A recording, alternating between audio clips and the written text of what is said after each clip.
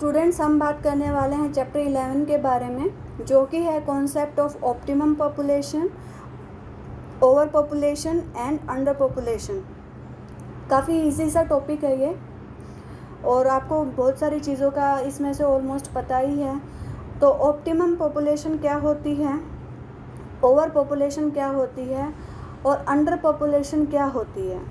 तो सबसे पहले हम बात कर लेते हैं ऑप्टिमम पॉपुलेशन की।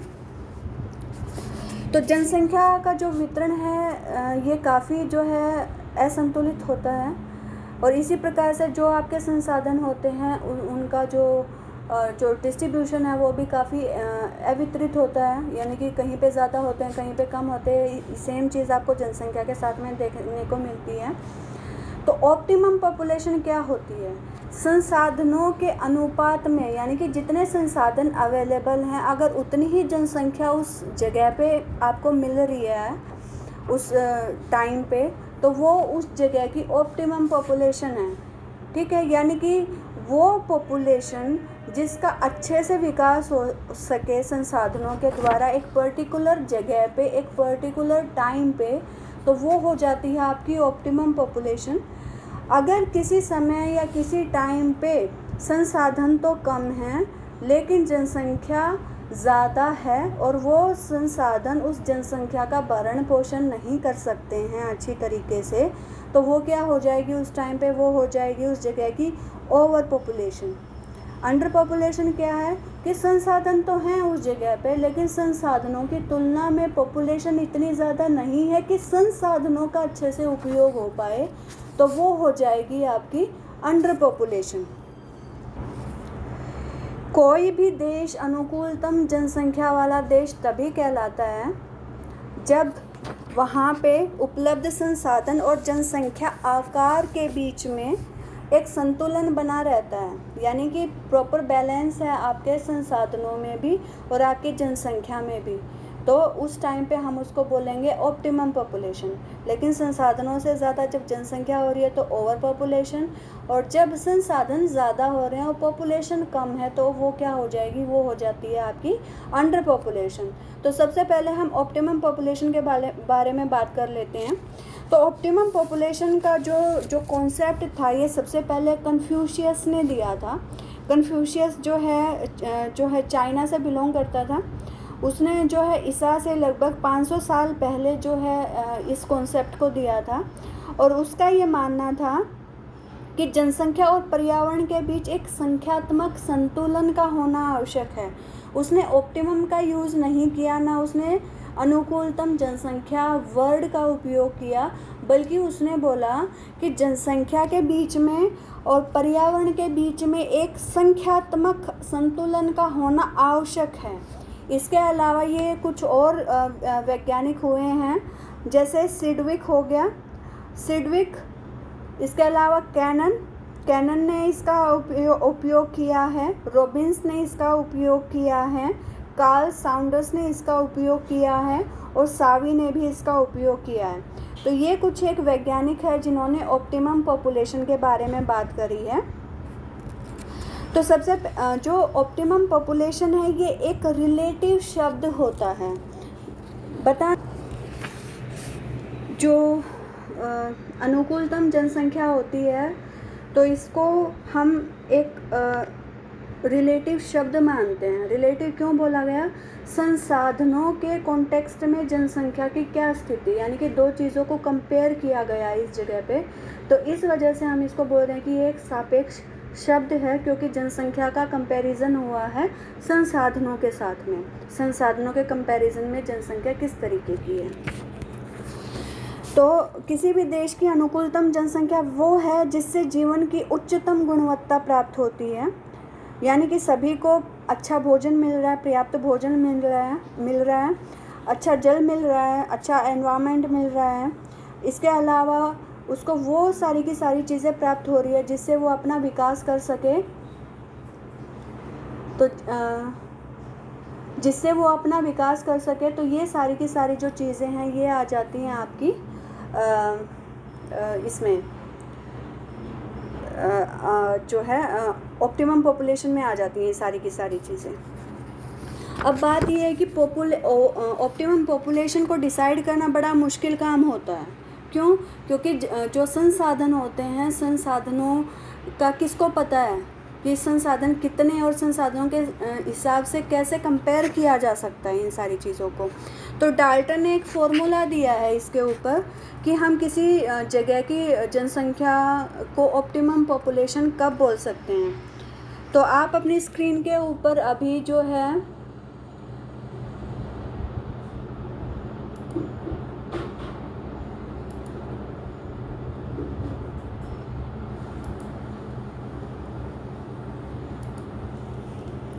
पर जो है अभी डाल्टन का फॉर्मूला आपको नज़र आ रहा होगा।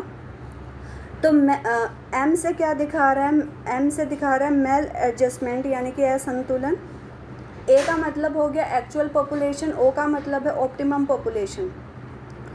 तो m is equal to A minus O divided by O. तो इसका क्या मतलब हुआ? अगर इन सभी की वैल्यू, m की वैल्यू अगर ज़ीरो आ जा रही है किसी जगह पे, तो इसका मतलब ये है कि उस जगह के ऊपर जो है ऑप्टिमम पॉपुलेशन अभी निवास कर रही है। अगर इसकी वैल्यू अगर पॉजिटिव में आ जाती है, यानी कि एक्चुअल पॉपुलेशन उस जगह की ज़्यादा है एज़ कंपेयर टू आपकी ऑप्टिमम पॉपुलेशन, क्योंकि पॉजिटिव तो तभी आएगा। पॉजिटिव कब आएगा? जब ए ज़्यादा होगा ओ से, तो तभी वैल्यू पॉजिटिव आएगी। तो इसका मतलब क्या है कि उस जगह के ऊपर उस टाइम पे ओवर पॉपुलेशन होगी। और अगर इसकी वैल्यू माइनस में आती है, तो माइनस में कब आएगी? जब ओ की वैल्यू ए से ज़्यादा होगी। तो इसका मतलब क्या है कि उस टाइम पे उस जगह के ऊपर क्या है, आपका अंडर पॉपुलेशन निवास कर रही है। ठीक है। तो डाल्टन की धारणा और गणना का सबसे बड़ा दोष यह है कि उन्होंने केवल आय को महत्व दिया है। तो ये जो कंपैरिजन हो रहा है इसमें, तो ये एक्चुअली इसको आय को ध्यान में रख के कर रखा है एक्चुअली, लेकिन उन्होंने और बाकी चीज़ों को ध्यान में नहीं रखा है। लेकिन मोटे तौर पे अगर कहा जाए तो एक फॉर्मूला है कि A minus O divided by O, और अगर वैल्यू अगर ज़ीरो आ जाती है तो इसका मतलब ये है कि उस जगह के ऊपर ऑप्टिमम पॉपुलेशन है। अगर वैल्यू पॉजिटिव आ रही है तो इसका मतलब ये है कि वहाँ पे आपकी ओवर पॉपुलेशन है। और अगर वैल्यू नेगेटिव आ रही है तो इसका मतलब क्या है कि उस जगह के ऊपर आपकी अंडर पॉपुलेशन अभी रह रही है। ठीक है। तो जो अनुकूलतम जो बिंदु होता है वो स्थिर नहीं होता, वो चेंज होता रहता है। सपोज करो कि आज इंडिया में इतने सारे लोग रह रहे हैं और इंडिया को बड़ी मुश्किल हो रही है सर्वाइव करने में, या इतने सारे लोगों का जो है पालन पोषण करने में। लेकिन हो सकता है टेक्नोलॉजी इतनी अच्छी आ जाए कि हम जो है जैसे हमने पहले बात करी थी जिमरमैन का जो कॉन्सेप्ट था, जो छायापुंज जो उनका सिद्धांत था, उसके बारे में हमने बात करी थी कि अगर हम रिसोर्सेज के पोटेंशियल को हम बढ़ा देते हैं तो उस टाइम पे जो एक जगह की जो ओवर पॉपुलेशन है वो तब भी कन्वर्ट हो सकती है इन ऑप्टिमम पॉपुलेशन। तो हो सकता है आज इंडिया को लग रहा हो कि जनसंख्या बहुत ज़्यादा हो रही है, लेकिन हो सकता है हम कोई ऐसी टेक्नोलॉजी का विकास कर लें जिससे हम इतनी ज़्यादा पॉपुलेशन का भी भरण पोषण कर पाएँ। तो उस टाइम पे अगर ये टेक्नोलॉजी विकसित हो जाएगी हमारे यहाँ पे, तो ये जो आज इंडिया की जो ओवर पॉपुलेशन हो रखी है, तो ये किस में कन्वर्ट हो जाएगी? ये कन्वर्ट हो जाएगी आपकी ऑप्टिमम पॉपुलेशन में। तो इसी वजह से बोला जाता है कि जो ऑप्टिमम जो पॉपुलेशन का जो सिद्धांत होता है, ऑप्टिमम पॉइंट जो है वो हमेशा स्थिर नहीं होता, वो चेंज होता रहता है विद टाइम, विद टेक्नोलॉजी, ये चीज़ें चेंज होती रहती हैं। तो जनसंख्या का अनुकूलतम बिंदु संसाधन की मात्रा, उनके उपयोग की विधि, आर्थिक दशा और तकनीकी विकास पर निर्भर करता है। इन तत्वों में परिवर्तन हो जाने से अनुकूलतम बिंदु का स्थान भी परिवर्तित हो जाता है। यदि किसी अधिक जनसंख्या वाले देश में आधुनिक और सफल प्रौद्योगिकी के बल पर खनन और औद्योगिक उत्पादन बढ़ जाएगा, तो वहाँ पे कृषि उत्पादन में वृद्धि के उपाय किए जाते हैं। तो वो क्या होगा उस देश में? वहाँ पे अधिक जनसंख्या के बावजूद अपने लोगों का जीवन स्तर बेहतर बना हो सकता है, और उस टाइम पे उसको वो अपनी ओवर पॉपुलेशन नहीं लगेगी, बल्कि वो ओवर पॉपुलेशन भी कन्वर्ट हो जाएगी उस जगह की ऑप्टिमम पॉपुलेशन में। जैसे अगर हम साइबेरिया की बात करें, तो साइबेरिया में क्या है, संसाधन बहुत ज़्यादा अवेलेबल है, लेकिन उसके कंपैरिजन में जनसंख्या इतनी ज़्यादा नहीं रह रही। तो उस टाइम पे क्या है, वहाँ पे अंडर पॉपुलेशन रह रही है। इंडिया की बात करें तो इंडिया में यहाँ पे ओवर पॉपुलेशन है। ठीक है। यदि जनसंख्या का आकार संसाधनों की तुलना में कम हो जाए तो अंडर पॉपुलेशन हो जाएगा। इसके विपरीत यदि संसाधनों की तुलना में जनसंख्या का आकार जो है वो बढ़ जाए तो ओवर पॉपुलेशन की स्थिति में पहुंच जाएंगे। तो आप ये नेक्स्ट डायग्राम देखिए, इसमें आपको ये जो चीज़ है ये आपको समझ आ रही है। ये देखिए, ये अनुकूलतम जनसंख्या है और जनसंख्या अगर लगातार बढ़ती चली जाएगी, संसाधन उतने रहेंगे तो क्या हो जाएगा, जनाधिक्य की प्रॉब्लम हो जाएगी। लेकिन अगर संसाधन अच्छे अवेलेबल हैं लेकिन उनके कंपैरिजन में अगर जनसंख्या जो है सपोज करो डाउन चली जाए तो क्या हो जाएगी, वो उस जगह पे आपको दिखाई देगी कि ये इस टाइम पे यहाँ पे और जनसंख्या में कन्वर्ट हो चुकी है। अब हम बात कर लेते हैं ओवर पॉपुलेशन की। तो ये मैंने मोटा मोटा सो तो मैंने आपको बता ही दिया कि ओवर पॉपुलेशन क्या होता है। संसाधनों के कंपैरिजन में जब जनसंख्या ज़्यादा होती है तो उसको हम ओवर पॉपुलेशन बोलते हैं। ठीक है, तो सपोज़ करो सामान्यतः जनसंख्या में वृद्धि के साथ साथ संसाधनों का भी विकास होता रहता है। एक बार अनुकूलतम जनसंख्या की स्थिति आ जाने के बाद उसमें और अधिक वृद्धि होने से तो उत्पादन में वृद्धि होगी, लेकिन घटती दर से। सपोज़ करो मैंने इंडिया की बात करी थी, इंडिया की पॉपुलेशन आज बहुत ज़्यादा है। इंडिया कोई अच्छी टेक्नोलॉजी भी विकसित कर लेता है जिससे क्या होगा, जिससे इसका उत्पादन बढ़ जाएगा। लेकिन उत्पादन तो बढ़ जाएगा लेकिन बढ़ेगा किससे, एक कम गति से बढ़ेगा। जितनी गति से पहले बढ़ना चाहिए था उतनी गति से नहीं बढ़ेगा बल्कि कम गति से बढ़ेगा, जिसको हम बोलते हैं law of diminishing returns. Economics वाले इस लॉ को अच्छे तरीके से जानते होंगे। तो उत्पादन में वृद्धि दर में गिरावट जैसे ही आई तो वैसे क्या होगा, लोगों का जीवन स्तर भी डाउन होना शुरू हो जाएगा। जब अधिक लोग उसी रिसोर्स बेस के ऊपर काम कर रहे हैं, यानी कि उसी संसाधन के ऊपर जब बहुत ज़्यादा लोग निवास कर रहे हैं, उसी से अपना पालन पोषण कर रहे हैं, तो क्या होगा, उस जगह पे जनाधिक्य की समस्या उत्पन्न हो जाएगी। ठीक है, तो ये जो जनाधिक्य है ये दो तरीके का हो सकता है। एक तो होता है एब्सोल्यूट ओवर पॉपुलेशन, दूसरा होता है रिलेटिव ओवर पॉपुलेशन। एब्सोल्यूट का क्या मतलब हुआ, निरपेक्ष ओवर पॉपुलेशन जनाधिक्य, रिलेटिव ओवर पॉपुलेशन यानी कि सापेक्षिक जनाधिक्य। तो निरपेक्ष जनाधिक्य का क्या मतलब है, निरपेक्ष जनाधिक्य जब होता है जब संसाधनों के अधिकतम उपयोग के बावजूद लोगों का जीवन स्तर निम्न रहता है। यानी कि संसाधनों का आप जितना उपयोग कर सकते थे, जितना अच्छे से उनको यूटिलाइज कर सकते थे आपने कर लिया, लेकिन उसके बावजूद भी आप बहुत ज़्यादा लोगों का भरण पोषण नहीं कर पा रहे हो, तो ये कौन सी स्थिति हो जाएगी, ये हो जाएगी आपकी absolute over population. Relative over population क्या हो जाएगा, रिलेटिव ओवर पॉपुलेशन वो होता है जिसमें उत्पादन का वर्तमान स्तर जनसंख्या के लिए अपर्याप्त होता है किंतु उसे बढ़ाया जा सकता है। सपोज करो आपके पास जितने रिसोर्स हैं और एक पॉपुलेशन है आपके पास में, आज आपको दिखाई दे रहा है कि भाई आपको संसाधनों के कंपैरिजन में पॉपुलेशन ज़्यादा दिखाई दे रही है, लेकिन आप अगर उनका विकास कर लेते हो तो क्या हो जाएगा, ये ओवर पॉपुलेशन नहीं रहेगी और ये कहीं ना कहीं ऑप्टिमम की तरफ जाना शुरू कर देगी। तो उस टाइम पे जो भी कॉन्सेप्ट लागू होगा तो ये क्या लागू होगा, ये लागू होगा उस टाइम पे रिलेटिव ओवर पॉपुलेशन, यानी कि संसाधनों में थोड़ा बहुत चेंज किया जा सकता है और थोड़ा सा रिलेटिवली चीज़ें बेटर करी जा सकती हैं। तो ये कॉन्सेप्ट आ जाएगा आपका रिलेटिव ओवर पॉपुलेशन में। तो निरपेक्ष जनाधिक्य की अपेक्षा सापेक्ष जनाधिक्य अधिक व्यापक होता है, क्योंकि आप कभी भी ये नहीं बोल सकते कि हम संसाधनों का बिल्कुल बेस्ट यूटिलाइजेशन कर चुके हैं। हमेशा आपको ये लगेगा अच्छा मैं इस चीज़ में से ये पॉजिटिव चीज़ें निकाल सकता था, ये चीज़ें मैं पॉजिटिव कर सकता था, टेक्नोलॉजी को बेहतर कर सकता था। तो एब्सोल्यूट ओवर पॉपुलेशन की समस्या बल्कि नहीं पाई जाती ज़्यादा, बल्कि रिलेटिव ओवर पॉपुलेशन की समस्या आपको ज़्यादा देखने को मिलती है। आपको पता रहेगा कि हाँ भाई आज की तारीख में मेरे को जनसंख्या ज़्यादा लग रही है, लेकिन मैं अगर संसाधनों का इतना अच्छे से विकास कर दूँ तो क्या होगा, ये जनसंख्या मेरे को ज़्यादा नहीं लगेगी और ये पोजीशन कौन सी आ जाएगी, ये पोजीशन आ जाएगी आपकी रिलेटिव ओवर पॉपुलेशन की। तो एब्सोल्यूट ओवर पॉपुलेशन के कंपैरिजन में रिलेटिव ओवर पॉपुलेशन की जो संभावना है वो आपको ज़्यादा देखने को मिलती है।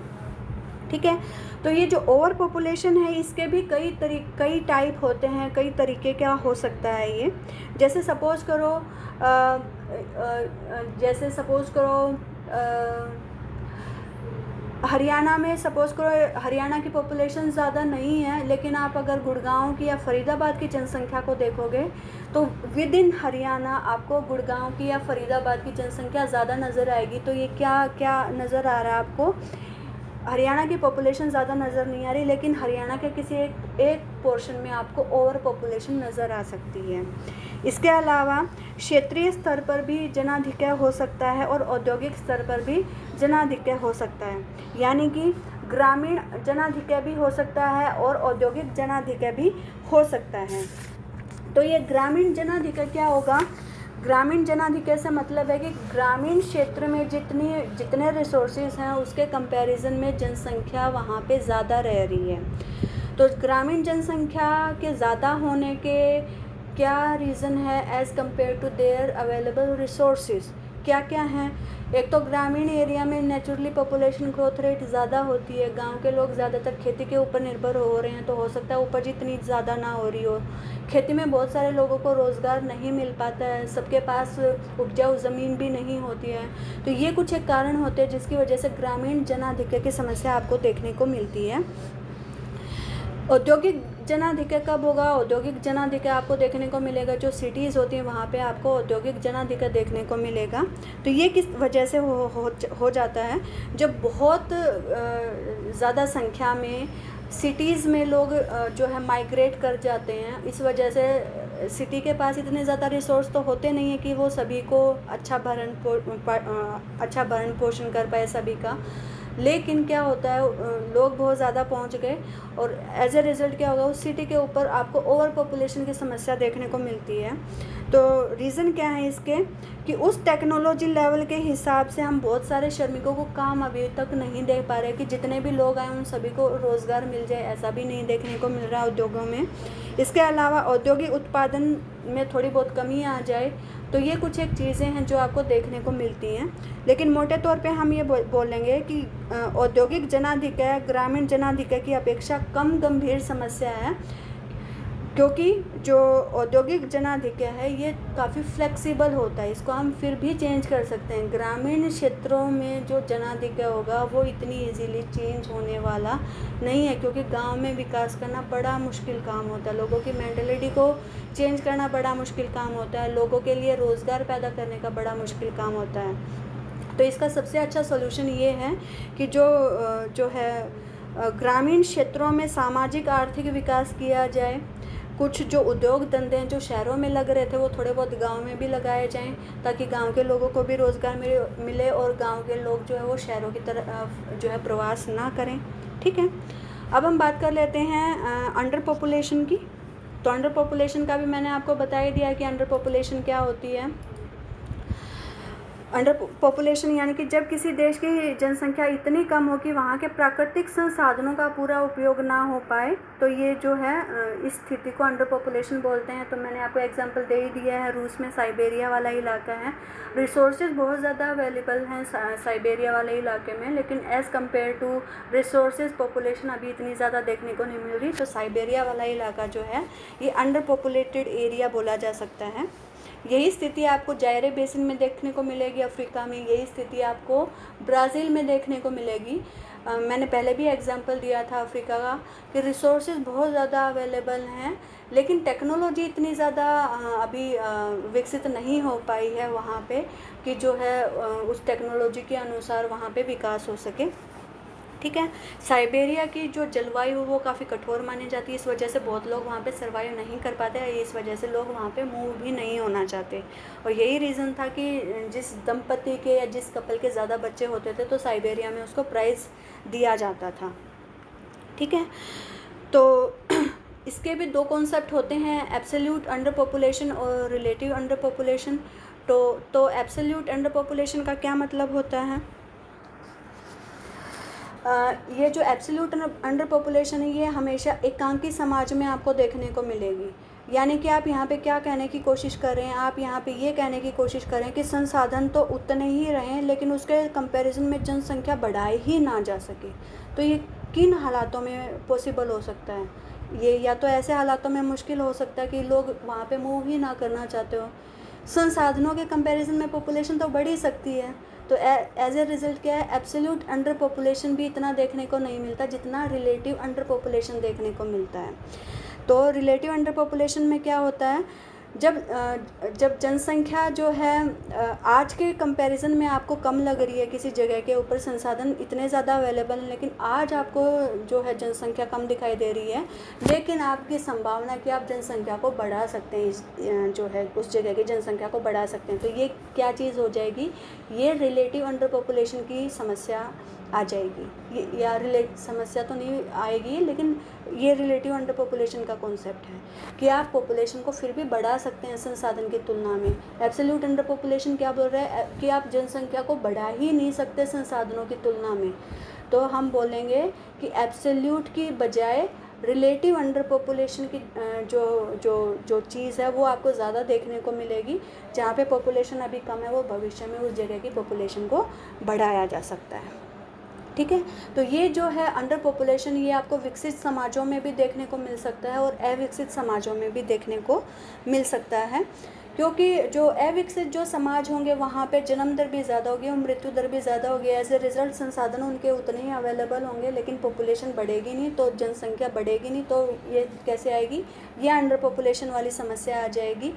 जो उच्च विकसित जो समाज है वहाँ पे अंडर पॉपुलेशन क्यों हो रही है, लोगों की मेंटेलिटी की वजह से। लोग बच्चे पैदा नहीं कर रहे हैं और साथ साथ में जीवन स्तर इतना अच्छा हाई हो चुका है, उनकी मेडिकल सर्विसेज इतनी अच्छी हाई हो चुकी हैं कि लोगों की डेथ रेट इतनी ज़्यादा नहीं हो रही है।